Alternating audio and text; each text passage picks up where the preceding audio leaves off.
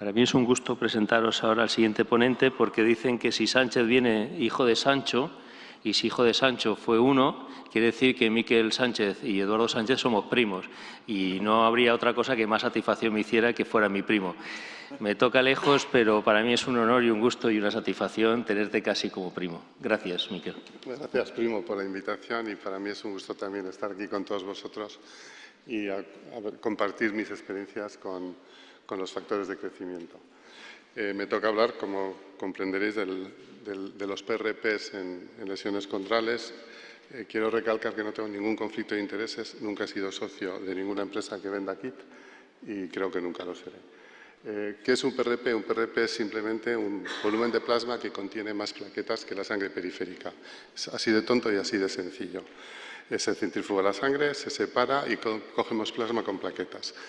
Han salido al mercado, entra al comercio y hay más de 50 sistemas de preparar PRPs. Unos son amarillos, otros son naranjas, otros son rojos. A todos se le llama lo mismo, pero la pregunta es si hablamos de solo un medicamento. Y la respuesta es que probablemente nunca hablemos solo de un medicamento. El plasma que yo utilizo, es un plasma con una concentración moderada de plaquetas que no contiene leucocitos y que añadimos el calcio que hemos retirado de la sangre antes de infiltrarlo.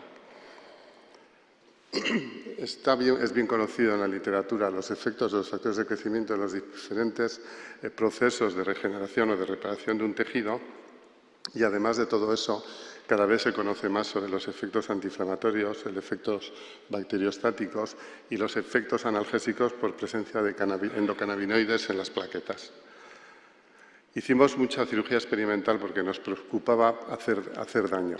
A nivel articular vimos que en las ovejas nunca hicimos daño, nunca tuvimos ni fibrosis ni sinovitis en ninguna articulación.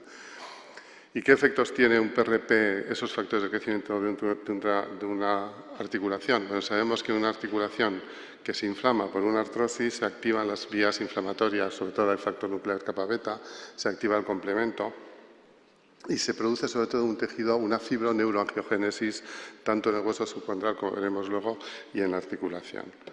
Y los factores de crecimiento, bueno, pues actúan a todos los niveles. Antes Isabel Guillén ha hablado de la importancia del TGF-beta, aportamos mucho TGF-beta, inyectamos factores anabólicos y sobre todo incrementamos una síntesis enorme de ácido hialurónico autógeno y de lubricina, dos productos importantes en la homeostasis articular. El primer artículo que se publica en la literatura sobre factores de crecimiento y aparato locomotor es en el año 2003, en una revista de cierta importancia en medicina deportiva, y este es el primer artículo en el que se pone evidencia de la actividad de factores de crecimiento dentro de una articulación. Desde entonces, en el Grupo de Vitoria hemos ido publicando diferentes artículos estudiando la actividad en el líquido sinovial, los efectos, la concordancia clínico-radiológica de los factores de crecimiento, que ya podéis leer en la literatura, hasta que en el año 2012 se hace el primer ensayo clínico doble ciego, randomizado, aleatorizado, con aleatorización externa, en que enfrentábamos en artrosis PRP contra ácido hialurónico. Desde entonces hay más de 14 ensayos clínicos de nivel 1. Y un montón de metaanálisis. Probablemente sea de lo que más se escribe y de lo que más evidencia científica hay hoy en la literatura. Uno de los últimos fue en marzo del 2017 en la revista Arthroscopy y bueno, es un metaanálisis en que el editor de la revista, uno de los editores, que era el doctor Hunt, que no creía en los PRPs, que no utilizaba los PRPs, concluye que igual ha llegado el tiempo de utilizar un PRP como tratamiento primario de una osteoartritis sintomática de rodilla. Y hay que ver la rodilla como un órgano. Solo estamos hablando del cartílago, pero el cartílago probablemente es la víctima. Tenemos la membrana sinovial y tenemos sobre todo el hueso subcondral, que son muy importantes. Y como en los demás tejidos del aparato locomotor, los tejidos de la rodilla se tienen que adaptar al estrés. Esta adaptación, cuando no es posible, empieza la degeneración. Y la pregunta es ¿cuál es el tejido que se tiene que adaptar en la rodilla? ¿Es el cartílago o es el hueso subcondral? Tenemos que saber también que todas las células del aparato locomotor tienen un poder inflamatorio. Un condrocito, cuando se estimulan sus receptores TRLs, se convierte en una célula inflamatoria, sintetiza cantidad de porquerías que va a estropear a él mismo y a la articulación. Y este desequilibrio, esta homeostasis, se rompe en el hueso subcondral. El condrocito llama la atención, pero el hueso subcondral es el que responde. Y aparecen las lesiones de edema óseo, tan conocidas y que tanto nos preocupan, y pasan muchas cosas en el hueso subcondral, pero sobre todo pasa la aparición, la sustitución de la médula ósea por un tejido fibroneurovascular. Y esa es la imagen de agua, no es agua, no es edema, es este tejido el que aparece en el hueso subcondral. Y también sabemos que cuando infiltramos un PRP, factores de crecimiento, en el hueso subcondral, rehacemos esa homeostasis perdida en ese crecimiento de vasos y terminaciones nerviosas en el hueso subcondral. Y además se sabe que hay una comunicación entre el hueso subcondral y el cartílago y que esta comunicación aumenta en caso de lesión de cartílago. Y nosotros lo vimos hace años, tiñendo el plasma con azul de metileno, cómo infiltramos el hueso subcondral y el cartílago se ponía de color azul.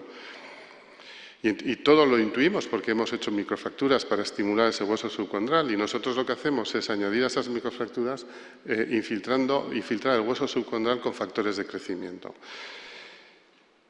Y en este vídeo veis qué puede pasar cuando hacemos una técnica de hacer un desviamiento, una esponjolización. Este es un jugador de fútbol en su último año de carrera, 10 años antes le habían quitado un menisco interno y aparece con esta lesión osteocondral. Sin menisco, con esta úlcera. Hicimos lo que estáis viendo es desbridar el cartílago patológico, hacer sangrar al hueso, infiltrar dentro del hueso factores de crecimiento. 9 meses después hicimos una segunda artroscopia porque iba a pedir la incapacidad y aparece este tejido, que es blanco como el cartílago, que brilla como el cartílago, que es duro como el cartílago. Luego discutiremos en la charla de esta tarde lo de fibrocartílago sí o no, pero es un tejido blanco que podría haber sido un cultivo de condrocitos o otra de las múltiples técnicas que tenemos. Como iba bien, empezamos a infiltrar el hueso subcondral cuando había procesos degenerativos articulares. Pensamos en estimular ese hueso subcondral. Bueno, y esta es una técnica que empezamos hace muchos años, que se hizo la primera publicación en el año 2014 en la revista Arthroscopy. Hicimos un review en el Expert Opinion sobre todo lo que pasa en el hueso subcondral y en el cartílago de una degeneración articular. Se publicó un estudio piloto. Se hizo un estudio muy bonito sobre células mesenquimales en el líquido sinovial.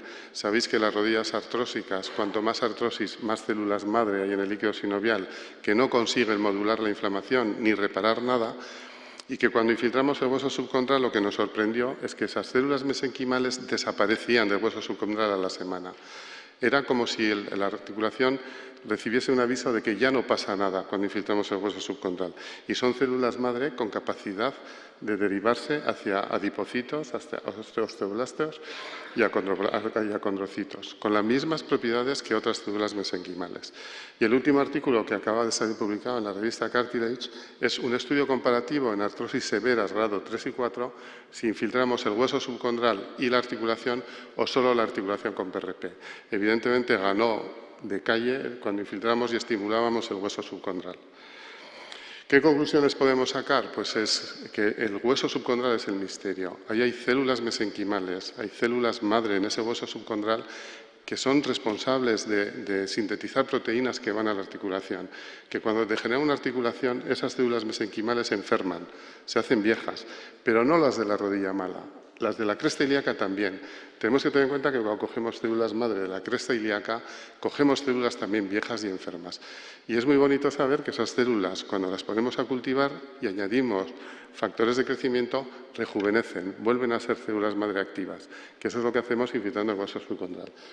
De esta manera atacamos las dos partes. Tratamos la articulación, como lo podéis hacer con el ácido hialurónico, pero tratamos también la base de la artrosis, que es el hueso subcondral. Y este probablemente sea el futuro, de asociar el estímulo de las células madre del hueso subcondral a cualquier otra técnica quirúrgica o no que hagamos. Muchas gracias.